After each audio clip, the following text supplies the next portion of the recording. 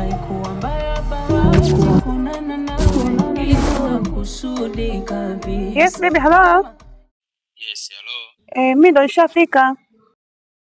Ingia basi ndani. Sasa naingiaje kati bodaboda sijampa nauli? Mlipa alafu ukisha kuja ndani nitakurudishia. Sasa namlipaje kati wewe ndo umeniambia mimi nije, inabidi utoke nje uje unilipe hapa nimpe bodaboda. Ni sawa, wewe kama una shilingi 1000 mlipe alafu kisha kuja ndani mimi nitakurudishia. Hapa naona uvivu kutoka nje. Yaani kuja nije mwenyewe.